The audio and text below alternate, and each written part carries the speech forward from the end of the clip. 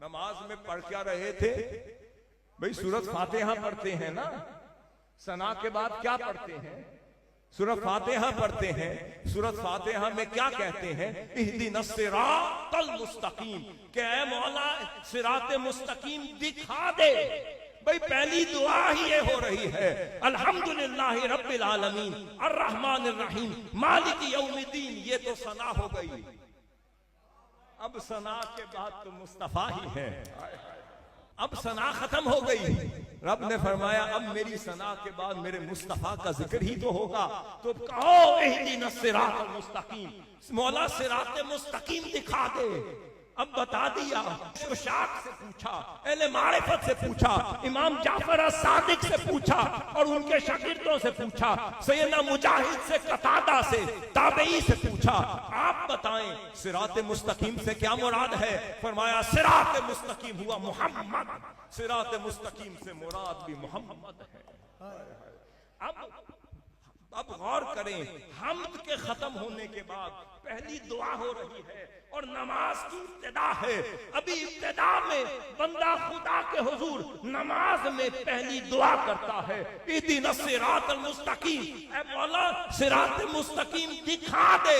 یہ نہیں کر رہا صراط مستقیم کی ہدایت دے دے، نہیں دکھا دے۔ اس کا مطلب ہے کہ وہ نماز میں صراط مستقیم تک پہنچنا نہیں بلکہ تکنا چاہتا ہے، نگاہوں سے دیکھنا چاہتا ہے۔ ادھر ابو بکر صدیق نے نماز میں بلا کر کہہ دیا، نمازیوں آج کی نماز میں صراط مستقیم دکھایا جائے گا۔ جب تم نماز میں کہو گے اہدنا الصراط المستقیم، قربان جانا ادھر میرے مصطفیٰ کا چہرہ ہو۔ اب چشم تصور میں لائیں، سیدنا ابو بکر رضی اللہ تعالیٰ نے فرمایا ہوگا الحمدللہ رب العالمین کے بعد پھر کہہ رہے ہوں گے اہدنا الصراط المستقیم، ادھر شور ہو گیا ہوگا۔ ماجرا کیا ہے؟ سب صحابیوں کے چہرے مڑ کر دائیں طرف ادھر تک رہے ہوں گے۔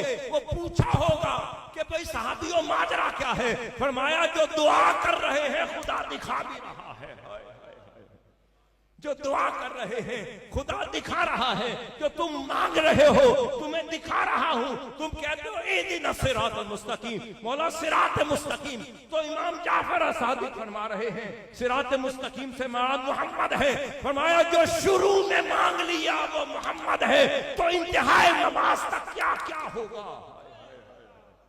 شروع میں، ابتدا میں اگر نماز کی ابتدا زیارت مصطفیٰ سے ہو رہی ہے تو انتہائی نماز کس شے پہ ہوگی؟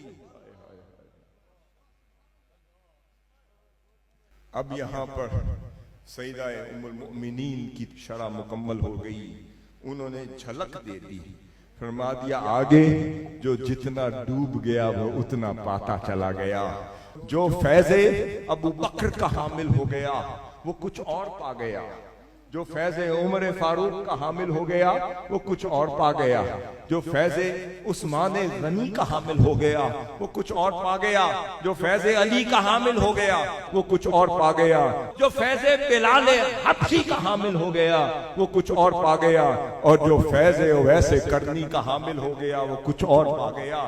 کچھ کہتے ہیں حضور کو 63 سالہ حیات طیبہ میں دیکھا ہے، اور ویسے کرنی سے پوچھو وہ کہتے ہیں جو کچھ دیکھا ہے یہ قرآن کی ظاہری آیات تھی۔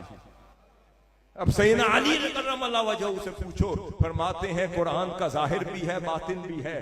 اب جو قرآن سے پوچھو کہ وہ کون سا ظاہر ہے مصطفیٰ اور کون سے اخلاق مصطفیٰ تمہیں بتا رہا ہے، اس کا مطلب ہر آیت کا ایک ظاہر ہے، ہر آیت کا ایک باطن ہے، ہر سورت کا ایک ظاہر ہے، ہر سورت کا ایک باطن ہے، ہر حرف کا ایک ظاہر ہے، ہر حرف کا ایک باطن ہے۔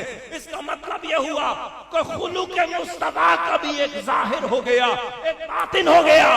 جو باطن قرآن تک پہنچا اسے باطن مصطفیٰ مل گیا، جو ظاہر قرآن تک پہنچا اسے ظاہر مصطفیٰ مل گیا، اور جو حقانیت قرآن تک پہنچا اسے حقیقت مصطفیٰ مل گئی، جو نورانیت قرآن تک پہنچا اسے نورانیت مصطفیٰ مل گئی، اور جو حقیقت قرآن تک پہنچا اسے حقیقت محمدیت مصطفیٰ مل گئی۔